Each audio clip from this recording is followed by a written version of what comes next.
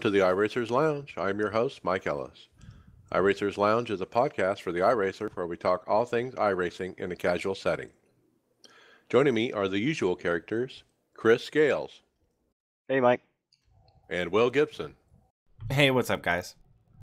Hey, and that's it. Short turnout tonight, but that's okay.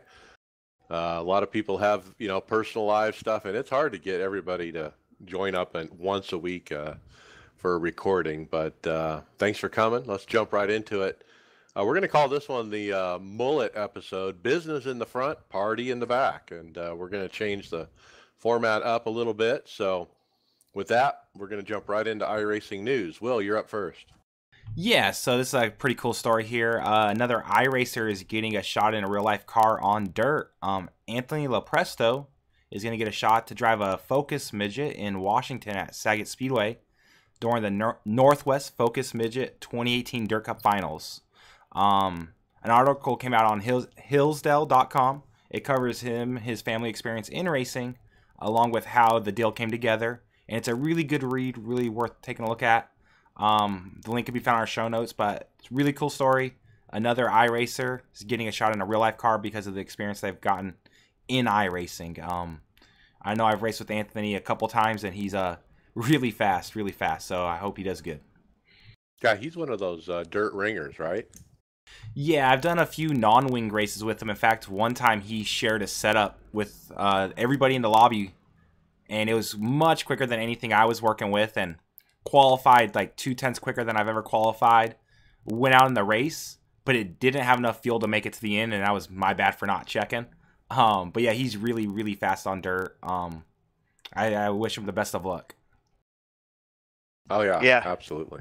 I hope he does well. Every time one of these guys steps out and does this real life stuff, you always want them to do. You want him to go out and just beat the heck out of everybody and end up having this super awesome career because you want to have proof that those skills transfer over. Yeah, there's an article on a local newspaper in the sports section. It's hillsdale.net, so check that out. Next topic, William Byron sat down and to talk iRacing on Fox Sports 1, and they put together a video and put it out there and on foxsports.com. And I did take a moment and watch the video earlier this week, and very interesting. I would say at least a third, three-quarters of the video was dedicated to the discussion of iRacing. And then it talked a little bit more about his racing and where he stands right now kind of thing. But basically, Regan Smith is there doing a one-on-one interview with William. And they covered a lot of different topics. Some of the quotes were, "I did not grow up racing in go-karts. iRacing is more of a simulator. It's not so much a game. It's a tool, kind of like a flight simulator. And the fear factor and smell is not there, but everything else is." He also talked about how the real car is kind of an easier to deal with in tight and loose conditions because you have more senses to work with. So basically saying iRacing is almost as hard, or, harder than the real thing. Splice that in with quotes from Steve Myers, the vice president of iRacing, is also on the video, delivering a couple, key quotes, I guess, basically saying, yeah, it's not a game, it's a simulator, or something like that. Yeah, it was really cool. He's always had good comments about iRacing, and he used iRacing as a tool really before anybody else that I could think of, and really kind of made light of it. So many people at that level have all gone through go-karting, midgets, whatever it may be, different levels of motorsports. He was the first guy to really take an unconventional route, and within 5 years, he's now driving the 24 car on the cup level. So it shows you got to make the most of it. And I feel like he works hard. He takes the most, or gets the most out of the simulator, and that's what's possible. Yeah, it's one of the tools he uses, I think. And he seems like he's one of the harder working guys out there. So he's going to take every advantage he can, and any spare time he has, or he's not racing something other than a stock car, why not be on iRacing, practicing up? Now part of the video is he sits down in a triple screen rig to run with Regan Smith as well at Pocono. There's 2 dual rigs set up here. If you pause it at 1 minute 49 seconds, you get a good shot of it. But they're sim seat rigs, which are nice stationary rigs. We've talked about these before. This is a great picture of them. And man, what a nice looking rig is the sim seats rig. I mean, the keyboard's off to the left, you got hanging pedals, you got the wheel right up in your face. The triples have great, field of view, and they're at the right, angles and everything. I mean, it looks really nice.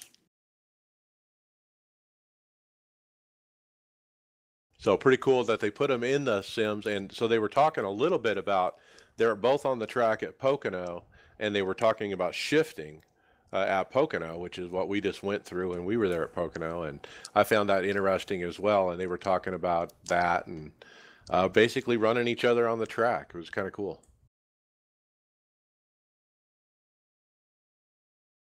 Okay, so that was cool. McLaren is up next. Chris. Yeah, so this week, looks like the 31st, the McLaren Shadow qualifier started in the MP430, the current F1 car. They run 3 times per day, 1, 10, and 1900 GMT from July 31st till September 3rd. Are open to D license and above. More details can be found on our website. Those links will be in our show notes. And also, I think there's a tweet here I had pulled up. Their Twitter page is at McLaren Shadow. Probably be a good follow. It seems like they're keeping it up to date with all the news for this series. Right, or McLaren.com is out. You can find it on the website. They got a list there of the qualifying details, dates, times, and all that stuff on McLaren.com, so you can check that out. I found that link and sent it to our teammate, one of our teammates is actually running these cars, I understand. Yeah, he jumped right on it. How did he do? Oh, I haven't caught up. It's been a weird week for me, and I've been kind of in and out of the chat. He did okay, but I don't think he, Yeah, we races so much. That's the problem. I can't remember which race it was because he's had some good and he's had some bad this week. Yeah, I can't remember his race results, but I know we practiced together and we were pushing each other back and forth to pick our pace up, and we picked up almost 2 seconds from where we started. But yeah, I didn't get to do any of those races, but his sounded like they were really a mixed bag, being open to those D classes. Not every driver was fully up to snuff in those cars. So, Will, tell us take just a moment and tell us what a different beast this car is compared to like the A car. I mean, because of the settings, because of the DRS. I mean, you found a point where he wasn't taking advantage of DRS. Once you got him to do that, that gained a bunch of time, right? Yeah, it's a completely different animal than the A car, but you still know it's an A class car. The same way, like when you're driving a cup car and you just stomp on the throttle, you could break that back end out. It takes a lot of throttle control. You get that with this car because there's so much power, and then you also have the batteries to manage with the ERS or energy recovery system. So not only are you driving a difficult car like the A car, you're now doing it in a more complex manner. There's a lot more to manage and work with, whether it be like knowing when to activate DRS, knowing how to read the lights on the dash. Managing how your regen deploys is a big factor. So it's like driving an A car. You get to use paddle shifters. You don't have to use your H pattern, so that's a little more convenient. But outside of that, it's a more complex version of, I would say, an A car. A lot of speed, a lot of downforce, and not a lot of room for air. Yeah, so congratulations and good luck to Michael Morley, who's got the guts to actually try this. I do commend you for that. Absolutely. I don't. That's a tough car, and I am not good at road racing, which we'll talk about when we talk about Watkins Glen. All right, I got next topic is, hey, it's time for community schedules for Season 4 coming up soon. We need the community to submit their schedules by August 15th. And it's actually August 9th, I believe, on the roadside. Tyler Hudson is heading up the ovals, and Alex Horn from iRacing is heading up the roadside. And if you want to contribute, you need to get involved on the forums. And these guys have been busy, these two iRacing employees. They've been posting this week probably about 50 times each or something, posting in every single forum that there is, asking the community for these schedules, putting out their email address. They're not accepting schedules from individuals. It needs to be a group effort that's documented on a forum. And so if you want to be involved and dictate what tracks are going to be run on your favorite cars, this is how you can help be part of that process. So find that forum that's your car or your track or your series, and go into it and start working on the schedule with everybody there. And somebody has to take the final result and email it. So it's tyler.hudson@iracing.com or alex.horn. I think it's really cool they do this. I really wish they would make the Slingin' Mud for Fun series run the C truck at all the dirt tracks year round rather than being late models and sprint cars, but there's really no forum post for that. Oh yeah, same thing here. At the kind of along that line, I've always wanted to see a Carb Cup type series that runs the same schedule as NIS and the A car. So you had some place to go practice without risking. Right, that's a great idea. Yeah, I think it would get good participation. Maybe I'll shoot them an email after the show here. There you go. Well, I'm sure some of them are listening, so I hope so.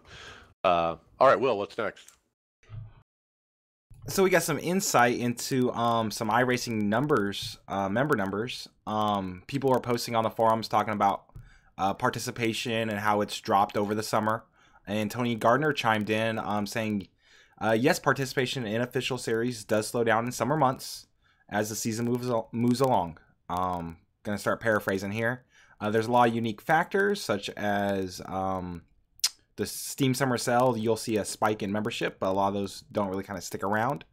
But as far as big picture goes, they've added over 13,000 new customers in 2017 and over 4,000 new customers this year alone. So it sounds like things are going good for iRacing. iRacing's growing. So that's really good to see, even though we are taking a little hit as far as participation goes. With summer, I mean, you got kids are out of school, people are busy, going on vacation. So I think that's something the podcast has seen in the past, is it slows down during the summer. And iRacing is affected by that as well. But overall, as a whole, the sim looks like it's doing good. Yeah, our podcast listening numbers are affected in the same manner and percentage, it sounds like. Our listeners drop off in the summer, and then they come back the rest of the year. It's the same kind of thing. When you read that, that's what I was thinking. And the other neat number that he threw out there was that 13,000 in 2017. And right now he's at 4,000, and we're already in month number 8 of the year. So that means he's going to do less than half of what he did last year. That's quite a dramatic decrease if you look at it that way. But you got to remember, they did add dirt, they added GRC. I mean, they went crazy in 2017 with adding new content and really expanded the base in a huge jump. It's hard to back that up a second year. You know what I mean?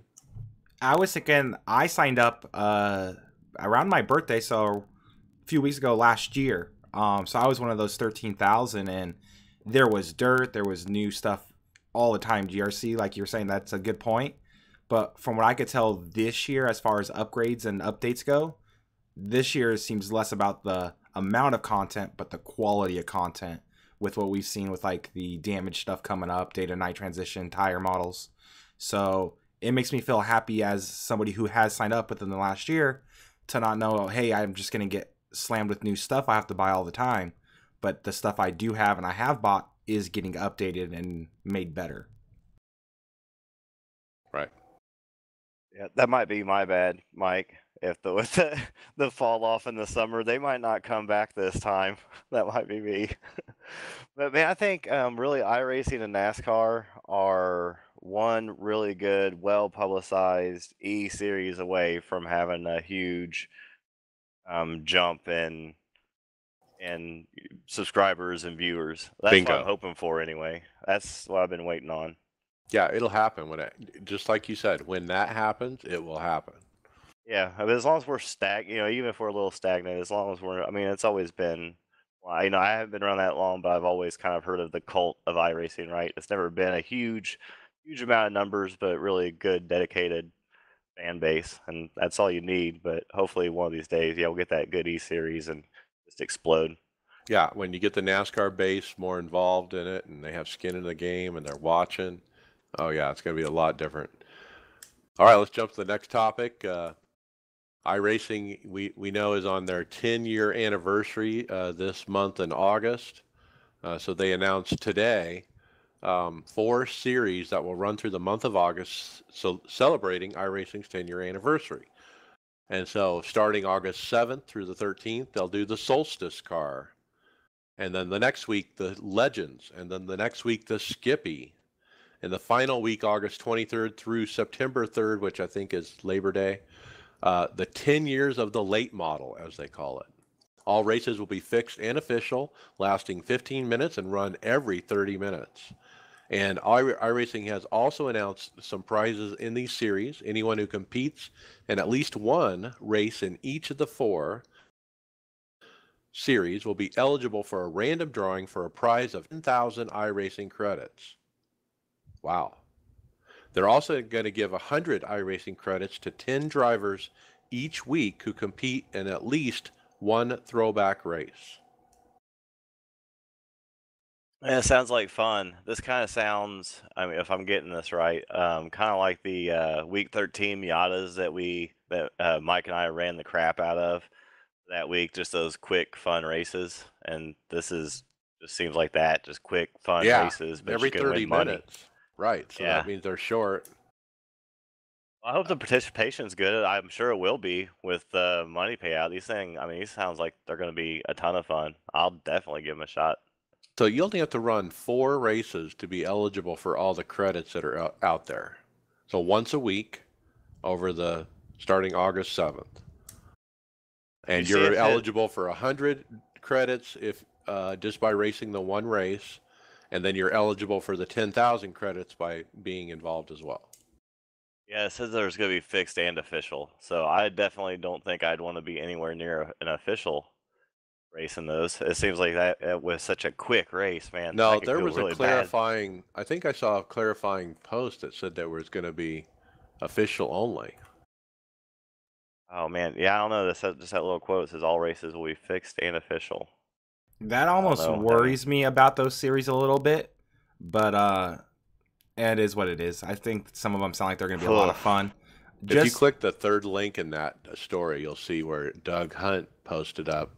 Correct, they're going to be official, fixed, 15-minute races going off every 30 minutes. I almost feel like if they're going to be official, open them up to people that have Class A license only. It's a 10-year anniversary. It doesn't take 10 years to get that A license. I don't think we want newbies that signed up last week to kind of ruin those throwback or vintage races. Well, yeah. But they're trying to give away credits, and you don't want to exclude anybody either from that. Yeah, man, it just seems like a bad idea to make them official, though, because like I said, I love to run the C-Fix races, but the problem is they're short, and I mean they're still half an hour long, but they're short enough that if you get killed in the first lap, you can't make a recovery from it, and you're going to get destroyed in SR and IR, and these things are 15 minutes long. I mean, it's going to be twice as bad as that. I mean, if you have a few bad races and you're losing licenses. Yeah, it's risky. Fun otherwise. Yeah. I would run these regardless, just for the opportunity to try to win that 10K credit. Oh yeah, I think just depending on how the first race goes, it'll just be how many I run. That's which kind of sucks because I wish I could just. Well, you only have to run one to be eligible for the 10K, but if you run them each week, you're eligible for 100. Now remember, they're giving 100 iRacing credits to 10 drivers each week who compete in at least one race that week. Yeah, I'll definitely run my one a week for sure, but I wish I could run a lot more. I just don't know if my iRating and safety rating will allow it if the first couple go bad. So that's actually 1,000 credits a week for 4 weeks. So that's 4,000 credits and then the 10K prize. And that's really cool. I thought that just the one little drawing was kind of weak for a 10-year anniversary. This is something. They really stepped it up a notch with this. Yeah, this is great. I love the promotion. I think The prize is appropriate considering the situation. It's just an anniversary, and I mean it's a big one. And software companies the last 10 years, that's pretty significant. Especially a gaming software like this. Okay, the final part of this, Tony Gardner also announced any member who has an active account on August 26th, the actual 10-year anniversary, will receive a $5 iRacing credit just for being an active member. So that's cool too. So everyone's going to get something no matter what. Even if you're not racing, you're still active, you're going to get at least $5. Oh yeah, that's great. They got something for everybody, and that's I like that part of it. I kind of agree with Will. Maybe it should be unofficial because everyone's going to be eligible, and it's going to probably be a wreck fest. Yeah, and usually, I mean, you put real. I don't know. Yeah, I hope it's not. All right, Chris, you're up next. Yeah, next we have a tweet from Christopher Bell at C-Bell Racing. He says, headed into a tough weekend at Watkins Glen International for some road racing. I've been sure to do a lot of iRacing to prepare for the track since I've never been there. Going in looking for fun and aiming for a clean day Saturday. So yeah, we know he's on iRacing all the time, and yeah, it sounds like he's been doing his practice on iRacing, which I think we just had the story a couple weeks about I think it was Dale Jr. practicing or testing Jimmy Johnson's car at Road Atlanta, and he talked about how he went into that track and he saved half a day of testing because he was already so familiar with the track. And I'm sure, hopefully Christopher Bell sees the same thing. I'm sure he will, where he already has that leg up, and he's not trying to play catch up when he unloads. I mean, you talk about an endorsement. I mean, this kid, Christopher Bell, is the hottest thing in NASCAR right now. I mean, he's won the last 3 Xfinity races in a row.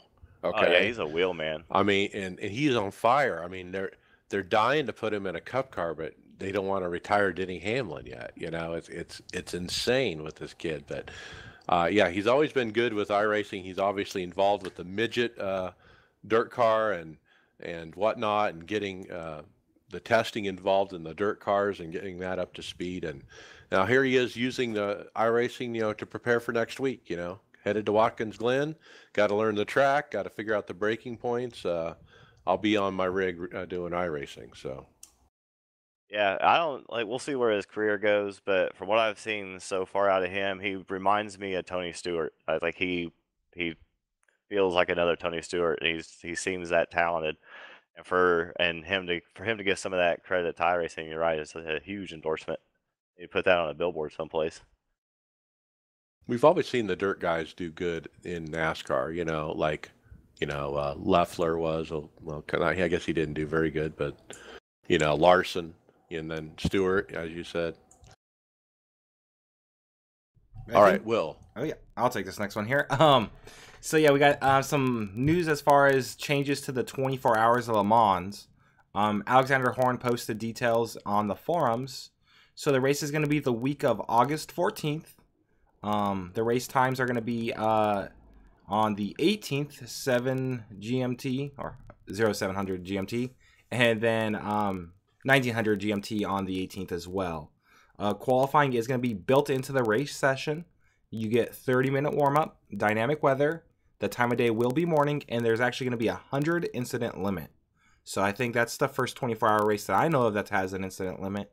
But these are all changes they're making based on community requests. So cool to see them do that, and hopefully there's not a lot of drama around that incident limit, but I think it's cool that they have one now. Yep. And I don't know how much the times changed. I haven't figured out that part, but they changed the time basically. So,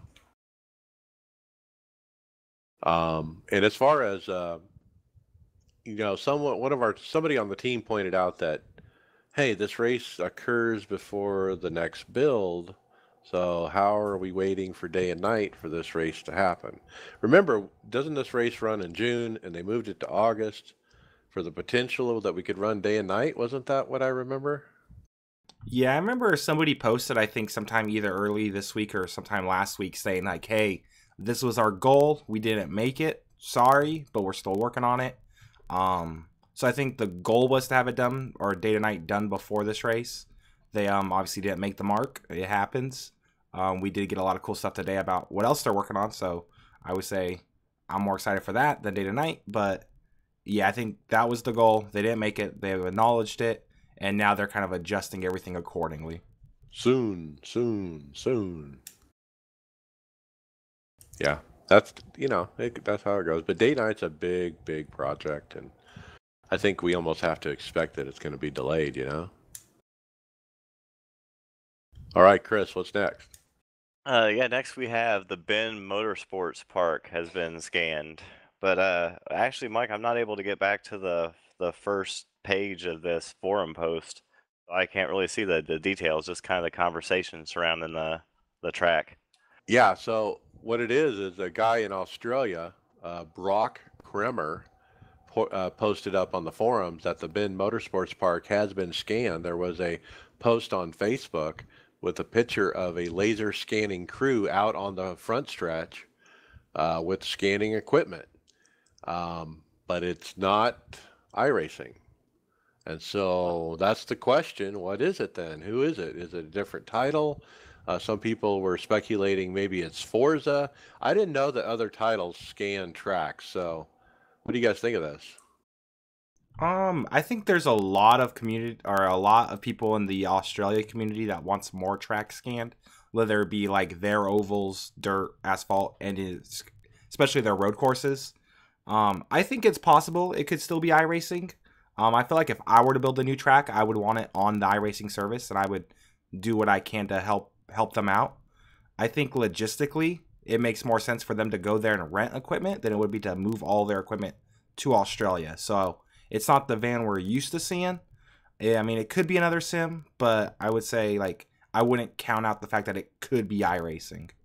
Or they could be hiring a third party. Yeah, they could be hiring a crew that lives there to go out there and just get the data for them. But who knows? I kind of hope it's not another sim. I hope it's a game like Forza, because I don't want another sim to be out there scanning tracks like iRacing does. I don't want them to lose that advantage. Yeah, one guy posted in the forum, he said, iRacing does not do mobile scanning. It's not accurate enough. They set up a scanner on a tripod and move it every 100 feet. And he's referring to the picture on the Facebook page. It shows scanning equipment on top of a car that's rolling down pit road, so to speak. And so he's saying it can't be iRacing because the way they're scanning it is different than the way iRacing normally does it. So who knows? I mean, it's just a picture, so it's just speculation.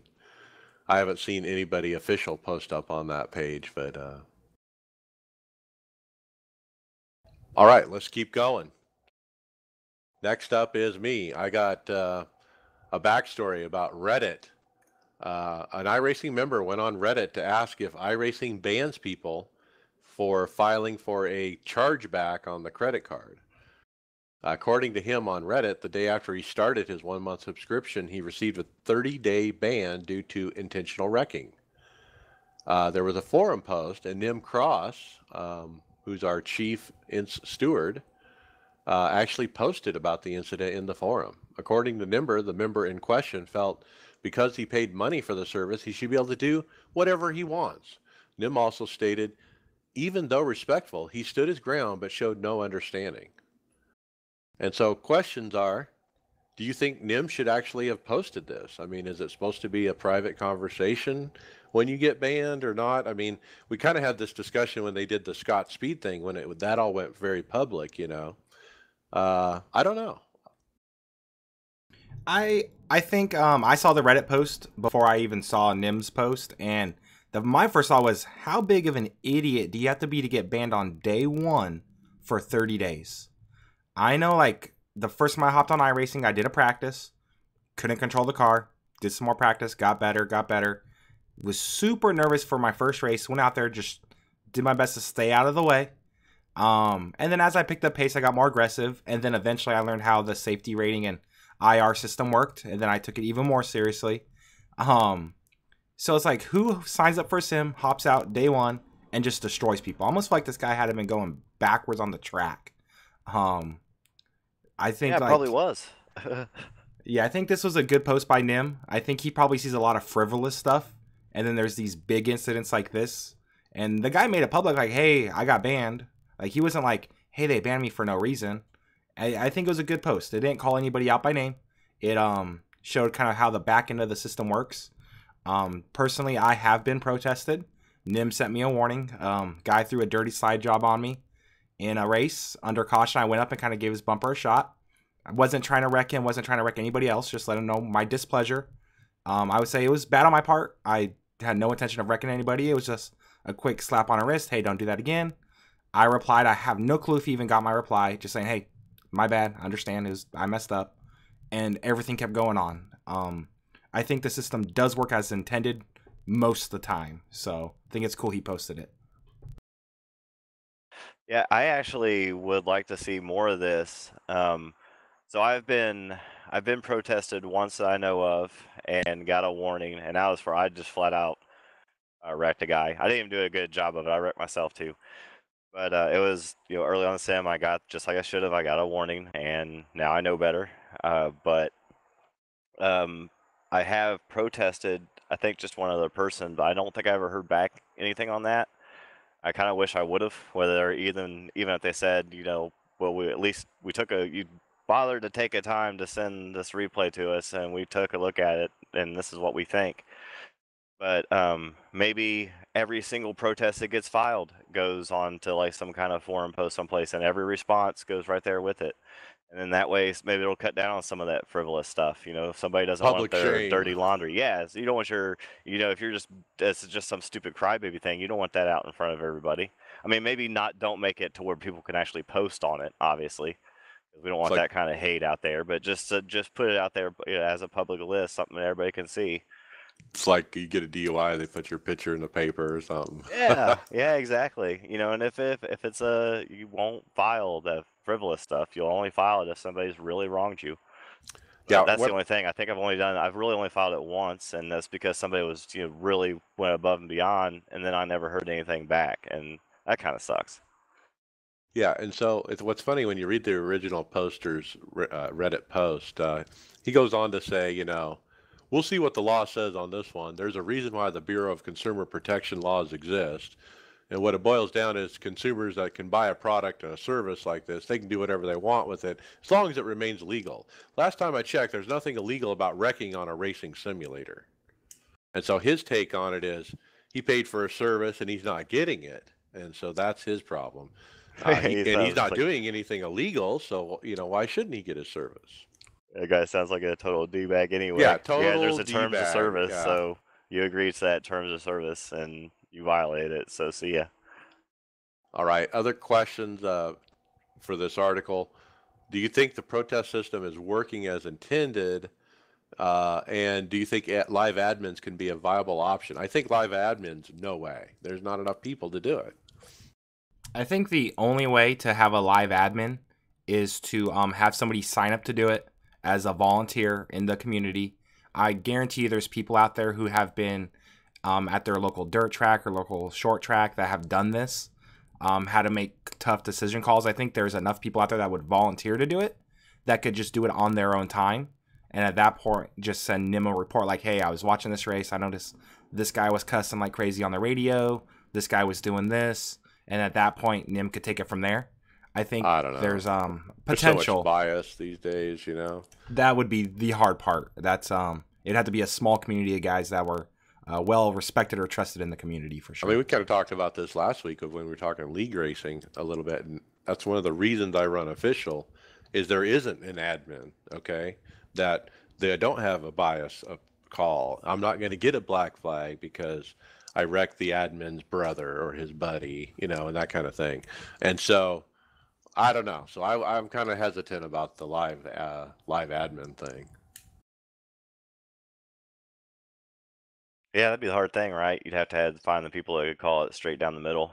But like you couldn't, just like you said, you wouldn't be able to. The iRacing couldn't afford to pay people to do that for every race. So that'd be tough to get.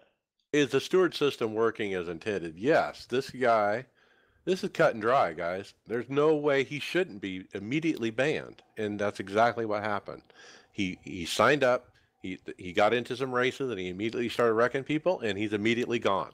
It's perfect. It worked perfectly. I don't see anything wrong with this at all, except No, for I the think fact that iRacing lost their money from the guy. The credit card company gave the money, a refund to the guy, and somebody didn't get paid. Yeah, I think in this case it worked perfect. I mean, he has no business racing with us, but I think that the system itself could probably use some tweaking. Like I said, I've only bothered to send that one protest and never heard anything back, and then we did Yeah, have like that one feedback. incident with we had that one incident with Phil where he just made a mistake by causing a guy a black flag, under under caution, and he gets a week ban. Like that seems like that was a warning situation, especially when I intentionally wrecked a guy, obviously, and I got a warning. Like it could use a little bit of tweaking and stuff, but for the most part, I think that they do what they can do. Yeah, feedback to the original accuser is very weak. I think what they do is they get the thing and they look at the accuser and they focus on that, and they don't worry about who sent it in. You're not going to get talked to. Yeah, that sucks. Just like a quick response of what the result was would be nice, because it takes a little bit of time to do that stuff, and if you only do it that one time. Yeah, I would say I've protested one time, just like Scales. The limited late model, I was running this guy down for like 15, 20 laps in like a 25 lap race. Took forever to time my pass to get up next to him because he was a quick dude, and as soon as I got by him, he checked up coming out of 3 to give me the spot, and then just drilled me going into 1. And I was really livid because like, hey, I raced you clean for 15, 20 laps here, setting this pass up side by side, and then you just clean my clock. And iRacing actually did send me a response back, like basically like, hey, it's a racing incident. I would have felt better, like just lie to me a little bit, like, hey, we warned the guy, sorry your race got wrecked, have a nice day. But to be like, oh, hey man, that was stupid, why'd you send that in? That actually kind of annoyed me more than the wreck itself. So I would say like that's something that I would say maybe look at is how you communicate to not just the person being accused, but the accuser. Could, I think, help a lot of these situations and complaints out as far as people saying the system doesn't work. I think that would be a huge either have a canned response or give a personal response. It's got to be one way or the other.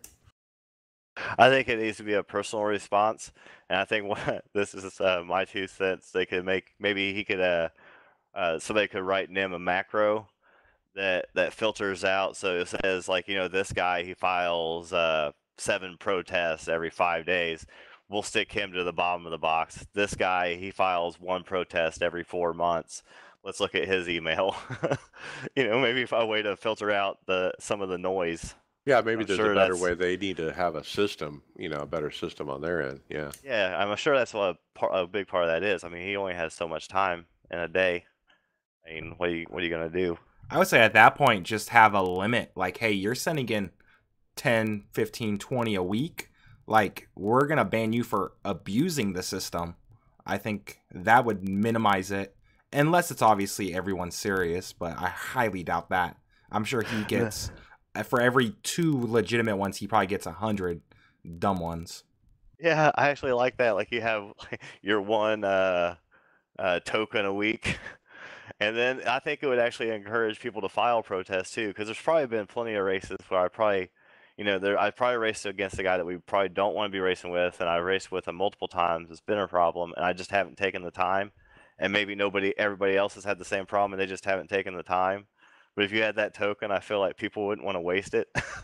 Like, oh man, it's coming up on Friday. If somebody better not wrong me in this race, or I'm going to cash in that token. Right. Yeah, and people have always said make it simpler to protest. Put it within the sim right after the race or something like that, where you click a couple buttons. But then I think people would put it in too often, But yeah, they'd have even more noise. So yeah, like I said, I think you would need a good way to filter out the noise and get to the meat. And you got to remember they've been doing it for 10 years now, and it's down to a science. So maybe it's working okay. We just are just making noise. All right, let's keep going. Will, what's next? Yeah, so this morning we got a little fun video from iRacing showing the new damage model in action. So I kind of just put in here, let's talk about it. Did you guys watch that video? Anything stand out to you guys? Well, it took a long time to come out. There was a 24-page forum post hyping it, and it was late. It was late by a week almost from when they said it would come out. And when it did, I think it met expectations. I was a little disappointed. I kind of thought we'd see more different kinds of cars how they could be damaged, but they really just focused on one. And there was a comment in one of the forum posts that said why, and it was they didn't want to put like their new Audi car out there and show it damaged with pieces all over the ground because Audi doesn't want to see that. Okay, so they used some other car, like I think it was a Skippy or something like that. I kind of see that's the only thing that was kind of disappointing to me too, is the lack of the variety of cars. And I get that coming from them, but there's plenty of other cars. I mean, like the street stock. There's plenty of other cars that you could grab from other series that you could use without screwing up somebody's name. Well, there's a lot of different components to this video too. I mean, Richard Jobling, which I don't think we've met him in a video yet. He is a senior software engineer at iRacing. He does the first part of the video where he reminds us about the way they got rid of the spheres, and they're having the hexagon, shapes on the car for the damage model, and about the grid that they lay on the track that detects, when it gets touched and that kind of thing. I think they did a great job with the video. Is informative, very chronological order. In fact, when they stopped talking about the spears, that guy ended the sentence like the video was over. I'm like, you got to be kidding me. But then it kept going because I just checked the timer. I was like, okay, thank God this is still going. But I was really excited. They showed a lot of really, really good content as far as what makes it work. And then they got to just the crashes at the end. I would have liked to see maybe another car get a little wrinkled up. Part of me is a little worried this is going to take a long time to come out because they're only showing one car. But it makes sense that they don't want to just show like, hey, here's this brand new Subaru, here's this brand new Audi we have, let's destroy it. But yeah, it looked really, really good.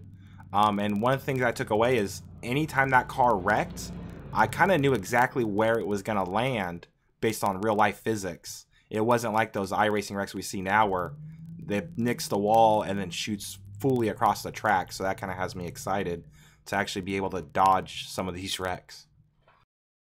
I hope that even if we do have to wait for the parts flying off and that part of the new damage model, we can still get that the sphere deal first. That looks like it's going to affect some of these Phantom 4Xs and just how your cars react when they're touching each other right next to each other. I'm actually more excited about that than I am the damage stuff. There's other games that do damage really well. That's not what I'm on iRacing for. It's just a nice. It's like the grass thing. It's a nice thing that'll be cool when it's here. But I'm not all that. I'm not that big of a hurry for it. One thing I noticed is they talked about like the physics and how it bounces off almost like a basketball. And how much energy does it absorb? Does it break? Does it damage? Does it bend apart? One thing I'm excited for is like in the A car when you're coming off a corner and you just barely scrape that right side on the wall. I don't want it to like just anchor me to the wall, lose 15, 20 miles an hour and completely tear the side off. If I barely scrape it, I would love to see that like a little bit of flex, maybe a little damage. But like the way it is now, like that wall is like, do not touch it. That's part of the spears versus the exactly, polygons, I think. and so that might be fixed with this. Yeah, I want to Kyle Larson that thing, man. I want to scrape the side down just enough to be quick. Or same thing where if a guy you've seen, I've had this happen where you'll door a guy just a little bit in the corner and it'll shoot him off to the left like he's got a rocket booster on the right front of the car. I think that they had that sphere stuff and that whatever they wanted to call it. I think that'll help fix that too. I think it'd be cool if it works like they say it is. Looks cool. Yeah. Also speaking on the videos, Chris Lurch, who's the vehicle dynamicist, and he talks at the end of the video about how he tunes it. These crashes, and he has to go through each and every car, and it shows him using his software, and it shows like a collision of dust and particles in the air, and he's like 3D zooming it and looking at it and moving the particles around, and basically designing what you're seeing with this damaged model. It looks really cool how the parts come off as when the car goes into the wall too. The wheel goes flying, the wing hits the ground.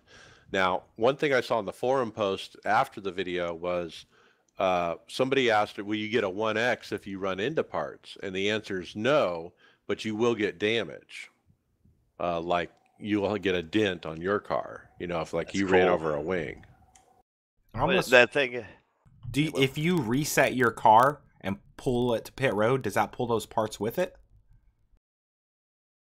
Well, I don't know about that, but the one thing they did say was the parts disappear and after a short amount of time, like the cones do. Like when you hit a cone, it eventually disappears and goes back to its original spot. And so these wings and different things, wheels and stuff that fall off the car, same thing. After, you know, a few seconds, they just disappear. So I kind of wrote a couple other quick questions here. We're kind of running a little long here. What's the first car you guys plan on wrecking and why? Ooh, probably the Indy car. I would think would be the easiest, you know, because it has all the parts, you know. Yeah, stuff's definitely gonna fly off of it, but for mine, it's probably still gonna be. It'd probably still be the A car because that's why I drive the most. But man, there's a lot of fun stuff you could break on dirt too. Yeah, I kind of mentioned it in our group chat. Is I want to toss that winged sprint car and see if I could crunch that top wing. Because right now, when those things wreck, it almost looks hilarious. You have this like tinfoil wing on top, taking 0 damage, but every other part of the car gets crunched. So Yeah. Oh, it's invincible, right? All right, let's jump to hardware software. Will, you're up first. yeah, so software side, we got a patch this week, actually today. Pretty simple, small patch. It was kind of an emergency fix for an issue with Bristol, but other things that were taken care of is there was minor updates to the sporting code. More stars have been added for yearly membership badges. It fixed an issue with particle effects on the tire bundles, specifically kind of relating to Rally Cross. So when you nick those, they don't throw a bunch of black smoke. The Radical SR8 got some more fuel in its tank. So if I guess some of the races didn't have enough fuel. And then obviously they fixed the issue at Bristol, which were giving incorrect black flags when you use the second pit lane. Yeah, that'll teach you not to qualify. Yeah, we also Tyler Hudson also confirmed earlier in the week that it was an emergency fix, and all of the things they're working on with the super late model would not be in this update. So I know a lot of those guys were expecting that in the next patch. This was kind of a rush. Let's fix this before the race patch. So unfortunately, those late models weren't touched, but they are still working on them. Yeah, sorry for those guys. Just hang in there. It'll come soon. All right, next up, one of our teammates hit us up with an article he found about the latest NVIDIA GeForce GTX 1180. And we have a screen, actually photos have been leaked of this card. It's an 16 gigabyte, wow, 256-bit bus, big old monster video card. Boy, what do you guys think this is going to go for? A ton, but I can't wait till it comes out. 1,500? Yeah, probably at least. I can't wait till it comes out so it can drive down the price of some of the other ones. That's all I want. I'm never gonna buy one of these super high-end cards, but if it'll drive down the price of a 1070 or 1080, I'm all about it. I thought I saw somewhere where they were talking this thing being around the $650 mark. Ooh. Which is pretty good. I know I run VR. I got a 1070, but I'm learning that my problem's the processor. So I'm a little bit of ways away before I step into one of these bad boys. Right. So a good GeForce card is the 1080 right now. And now the 1180 is the one we're talking about. And boy, if you're right on the price, I'm thinking about doing a rebuild. This would be the card I would target, man. So I'm okay with spending $700 on a card. I wouldn't spend more than that probably, but the biggest thing I would fear is what's the demand like? Are we even going to be able to get our hands on these things right away? Yeah. All right, so now, because it's Mullet episode, we're going to jump into racing results. Let's finish off Pocono. So last week, Thursday fixed, I ran, got wrecked multiple times, ended up 19th, not too bad. And then Friday Open, teammates Greg ran. He got a P28. Ouch. He started P3, was running up front and got black flagged on a restart for passing because somebody didn't go. But he was able to stay on the lead lap. And so on another restart was going through the gears and shifted to fourth, and for some reason went to second, blew the motor. And boy, I just don't do that. I guess I've done it a couple times, but I just don't blow the engine by misshifting. I guess it depends on how you're shifting.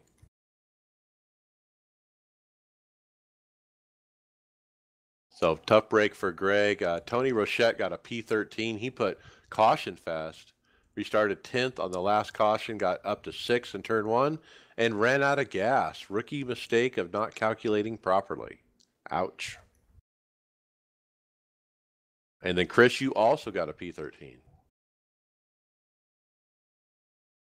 Are we lose Chris? Yeah, he put got spun twice by the same idiot. He was way off pace, had no business running anywhere but the back. Car was still good, but ran out of time. Started in the back with 6 to go and ended up 13th. All right, and then Saturday fixed morning, Tony Rochette run, P12, another caution fest, he said, got damage from someone in front of me slamming on the brakes to veer into his pit stall, slight damage. And then fixed afternoon, Chris ran P10. Same story, different race. More than half the race was pacing. Ouch. And that's Pocono, and that's those 8-minute cautions. Oh, my gosh. It seems crazy that you think Pocono, 2.5 miles, spread out, pretty much a semi-one-groove track, but yet you're running 30, 40 laps under caution in an 80-lap race. It's ridiculous. Yeah, over 40 laps in an 80-lap race. He said he was running 10th all race, top 5 most of it, but got doored by a dive bomber on the last restart, of course. Knocked back to 10th and finished under caution. I think we might have Chris back now. After I finished your last result for you. That's fine. You did a better job than I would anyway. I don't know what happened to my headset. All right, Sunday Open, which is real early in the morning, new teammate Brent McCoy, P13. After starting P23, he spun coming onto pit road during green flag stops. And boy, that's easy to do when you have those really old tires on and you're out of fuel and the back end's real light. You get on the pit road and boy, it is easy to spin that baby out. Greg Hectus, P9 on the Sunday Open. One of his few starts of the week. Good run for him. He started P7, went to the back twice at the end, was on the wrong tire strategy to finish in the top 5, so he got a 9th. Weren't you in this race, Scales? I think I might have been here for that one. I think you were close Early to the top Sunday? 5. Yeah. Yep. Yeah, I don't. Yeah, I guess I just didn't get my result recorded. Yeah, it was one of the better finishes. I survived the end of that one. I think it might have been 6th or so. Yeah, Nice. Yeah, it was just the same as all the others. I mean, the first it was half pacing, half racing. Yeah, Pocono. It was so fun. We out of all my races last week, and I've raced a ton of them. I think we had one race that we almost had a fuel run, and that was it, which sucked because that place was really fun once tires started getting wore out and you could race guys. Yeah, that was a tough one at the end there because you had that, like, I think it went green with 1 to go, and you were, I think, running 4th at the time. And yeah, it was like you had to dive bomb the corner to make sure the guy behind you didn't dive bomb you, but you still don't want to mess your exit up. I think if anybody on the inside would have took turn 1 at that last restart properly, they would have ran away with it because everybody almost slapped that wall. Yeah, you actually remember it better than I do. Yeah, every single one of us overdrove turn 1, and then most of us who turn 2. Yeah, if just anybody would have just drove the track right, they would have just blown the field away. That was crazy. Yeah, I think they were talking on the radio. I had the in-game chat muted, but I think first and second too were like trying to wreck each other over the mic before the restart. So I think like everybody was a little timid, but then once they saw they weren't wrecking, it was like, oh wait, where's the turn? Yeah, pretty much. Yeah, lots of big wrecks at Pocono for sure. I ran Sunday fixed P15, former teammate of Tifosi from the past, was in that race and door slammed me in turn 2, even though I gave him the entire bottom lane. Had 7 minutes optional for that wreck. Somehow survived to a P15 as watching other people were getting wrecked out left and right. Total wreck fest. I'm glad it's done. I was done with Pocono, that's for sure. With all the pacing. Yeah, we went from a track full of cautions to one where you don't have any at all. That's Watkins Glen. Boy, and it's fast. 73 minutes is how long the race took. I timed it from the time the server launched until checkered flag. And so it's quick. It goes fast. And you got to remember, you don't have a chance to have a drink. You know, I usually get a drink and set it here, and sometimes 2 and a snack. And I forget that's only for ovals. I can't do that on a road course. There's no time to stop and pick up a drink. Yeah, it's probably a good thing. There was a couple of Pocono races I had to pee really bad at the end of because you sit there under the caution and yeah, you just keep on sipping away. All right, so Wednesday fixed yesterday. I got a P19. I got wrecked by somebody. 1 minute, 30 minutes damage. Did stay on the track for acceptable finish. I thought, P19 for me. At a road course in the A car, and I sucked there. I was probably that is my best result of the week, probably. So, how did I get wrecked? It was just basically I was a little wide on one, and I trying to merge back onto the track, I think, and somebody got into me and it clipped me and it spun me around. But I was holding my lane, but I still got wrecked, but it sucked. Brent McCoy was running with me, but on a different split. He got P13, so good run for him. And then last night in the Open, I got wrecked on lap 1, and it was the top split too. There were a bunch of good people in there, real high I ratings and all that. But P29 after getting wrecked up in lap 1, there were just not a lot of people that got wrecked out because it was the top split. I think, at the end, there were 31 cars that finished the race out of 35. And P29 was the best I could get, after getting spun and caught up in a wreck that was really none of my doing, but it sucked because it was lap 1.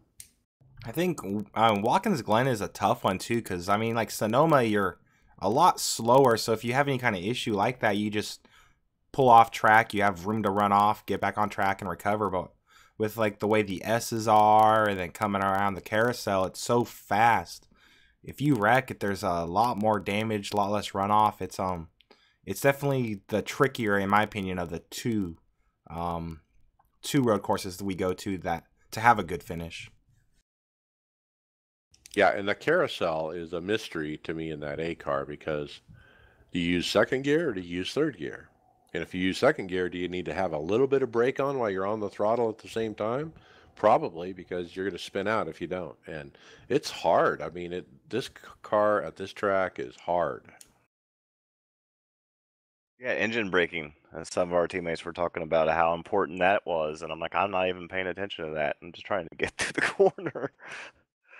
From what I could tell when I tested, you really wanted to get slowed down before the corner. A lot of road cars and stuff, and even some of the turns I take in Sonoma, you're on the brakes as you're starting your turn. I couldn't do that at all when I was testing around. It almost felt to me like the splitter was slamming the track, especially on like the third sector. You had to really get down through the gears as quick as possible, use that engine braking, and then take the turn.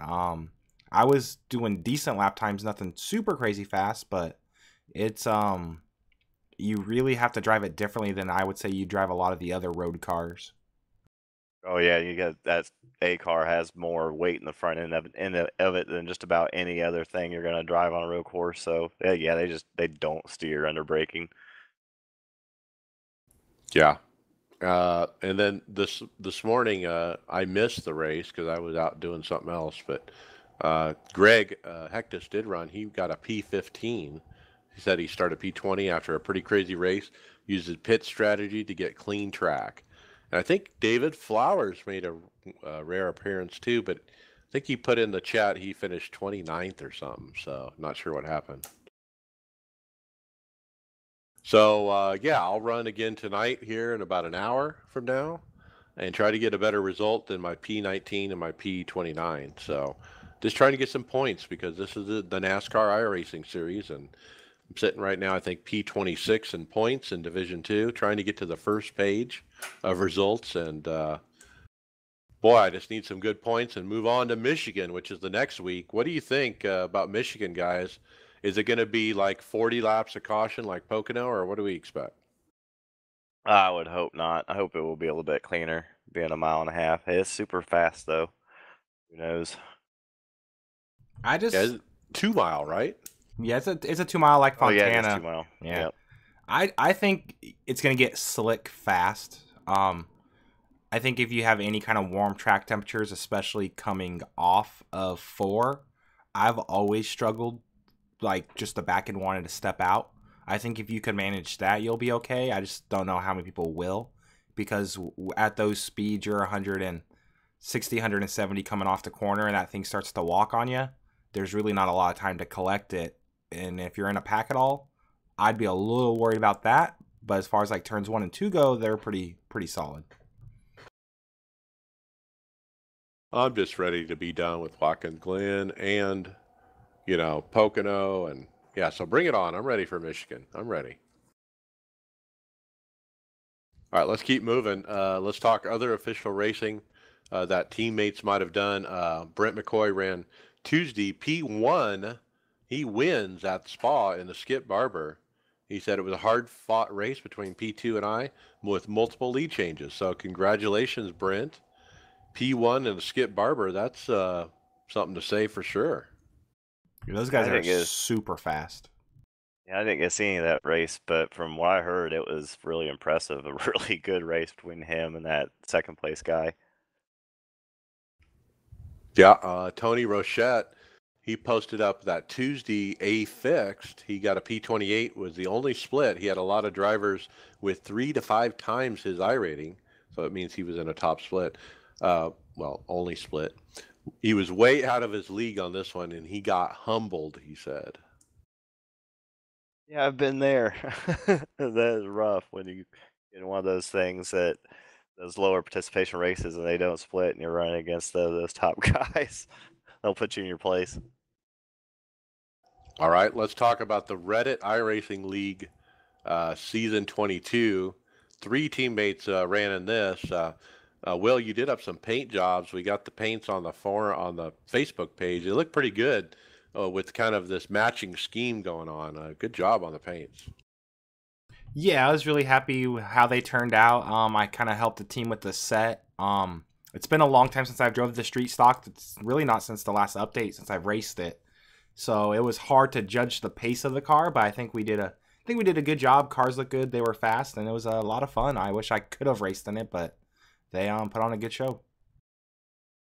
Now, let's talk about, Chris, you just survived out there, but Phil Linden, our teammate Phil, he's the star here. I mean, he was doing very, very well, and he got DQ'd for not pitting for a meatball flag. He had the damaged black flag thing, and I don't know where it is on his screen or why he didn't see it, but he didn't see it. And he got caught up in running good laps and just kind of missed it, I guess. Yeah, Yes. he was leading the race.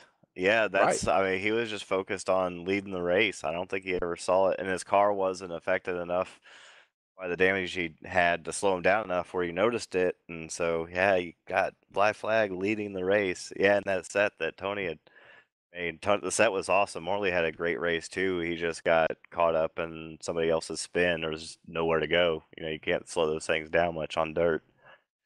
This was a blast to watch. I was watching the stream, and I don't know how many cars are in this race. It looks like 30 on this tiny little dirt track. and the traffic, oh my God. And there's such a disparaging between the leaders and everybody else.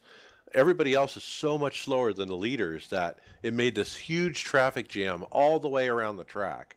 And they were having to weave in and out of all this traffic, and it really made very interesting to watch. And I was excited to watch you guys, especially when Phil was moving his way up. He was fifth and fourth and third, then he was up in the first, and then he's gone. And then Mike Morley, our other teammate, he was running as high as fourth, I believe, fell back to sixth, and then I think he finished seventh. Yeah, I worked a lot with Phil during the week to just practice together. Same thing with Chris and Mike, because it's one thing to be fast on dirt. It's another thing to be able to make passes. And Phil had some really good questions about like what I would do in what situations, and he worked really hard. And at one point, I think when he took second, he went through the middle, 3 wide. The guy in front of him kind of got caught up on a lap car, jumped up a groove. The lap guy was trying to stay out of the way and made some really good passes. That's really disappointed that he got black flagged like that. I think he would have had a really good finish. It was a mess at times because there was no cautions, but we put a lot of effort, I feel like, into that, and it was didn't end up as the way we wanted, but it was still a really good race for the team. Yeah, it's a super tough league too. These guys are fast, and for Phil to come in and basically didn't have Will taught him dirt, gave him a crash course that week, and he came out and was probably going to win the race. And yeah, it sucks for that meatball flag, but what a great run. Yeah, it was a good run. We got to bring it home. All right, let's keep moving. We're going to talk about the World Championships this last week. Off week for the World Grand Prix Formula One. Mitchell de Jong is leading the championship, 11 points ahead of Martin Kroenke. Next round is Indianapolis. Peak is also off this week. Ray Alfala leads Bobby Zielinski by 3 points. Next week, Pocono for those guys. 2 races before the playoff. And then Will, tell us about World of Outlaws. They did run. Yeah, so we had the late models race this week. I fortunately didn't get to watch the race, but I saw Austin Carr picked up the win. I think that's his first in the series. Looks like he had to hold off Howard Weaver and Alex Bergeron at the end. Weaver does lead the championship for the late models, 26 points ahead of Zach Leonardi. Next World of Outlaw race is going to be August 6th with the sprint cars at Knoxville. So I unfortunately didn't get to see the race, but things are going good there. iRacing did have a tweet that morning, though, saying they were going to have a big announcement during the broadcast. The announcements came from Max Pappas of MPI. They announced they would sponsor a wheel to the winner of the championship, along with Max Pappas Industries, or MPI, is going to actually start working on new sim gear. So they didn't go into a lot of details, but it sounds like possible cockpits and things of that nature, which is really cool. So, and we got a couple more details as far as some of the details for the championship winner, which was neat. Yeah, the Max Pappas wheel is just one of the prizes that iRacing is going to give the winner of this series. You're going to win a trip to the actual World of Outlaws World Finals, November 1 through 3 at Charlotte. VIP tickets to the entire event, pit passes. You're the honorary starter flagger for a race with a championship announcement. You attend and be recognized at the banquet, which is November 4th. You're going to get a trophy, $3,000 check, a Craftsman 320-piece mechanics tool set, the Max Pappas steering wheel, and one-on-one instruction with Clint Boyer in his 2-seat dirt late model at Charlotte on October 31st. Clint will show you the lines, and then you'll take over the wheel. I think that it's really cool. I think World of Outlaws has really stepped up with iRacing on both the late model and the sprint car championship.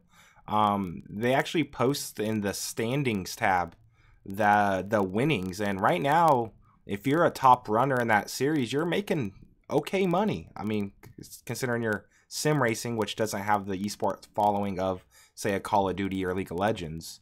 I think if the Peak Series, the World Championship Series start to grow in that manner, I think it's going to be really healthy for esports and iRacing as a whole.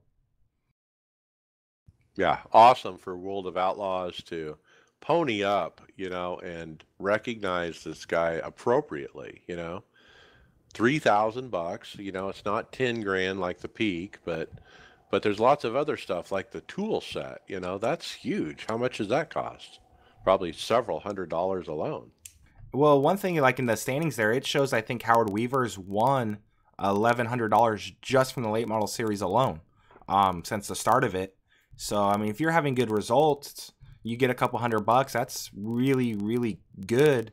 Obviously, you can't live off of that, which would be the best situation to grow an esport. But I think it's a step in the right direction. All right. Final topic is Rallycross World Championship. Joni Heikkinen won at IMS Raceway, which is Phoenix, Thursday after our show. Mitchell DeJong leads the championship. He has a 26-point lead. Next race is Iowa next week. All right, let's jump into final thoughts. Chris Scales, what do you got? I joined the Old Bastards Racing League this week. We had Steve on the podcast last week talking about that league, and going to be running probably mostly the trucks on Monday nights and the B car on Saturday mornings, occasionally with them. That's the couple series they run that don't really interfere with NIS. But yeah, look forward to that. It looks like it's going to be a fun group of guys to run with. All right. Yeah, that sounds like fun. If I wasn't working, I'd be right next to you. That's right when I'm working. So, all right, Will Gibson, your final thoughts. I'm just glad I could make the show this week after being off the last few weeks. Just about done transitioning jobs. So once all that's said and done, hopefully I could get back into a rhythm. But I was really excited how the team ran during that Reddit League race at Linear. Glad I didn't give them a bad setup, so that's always good. But yeah, no, things are going good here. I'm ready for them to release this damage model. I want to wreck some stuff, man. Yeah, let's go wrecking. That sounds fun too. All right. Yeah, my final thoughts is, boy, the team is just on fire right now. We got a bunch of new blood. We added a bunch of new people just recently, and there's a lot of activity, a lot. And I can't even keep up with it. But it's so refreshing to see people talking about sets, talking about making adjustments. How do we make these cars faster? It's all racing talk. I mean, it's quite a conversation that our team has, throughout the week, and that's part of the fun of it. And so I really appreciate everybody who's on the team. I was telling Greg we're probably full right now, and so at this point we're probably not taking further applications until we see how this goes with this many people, and we'll see how it goes. But with that, we'll see you later. User in your channel stopped recording. Clear.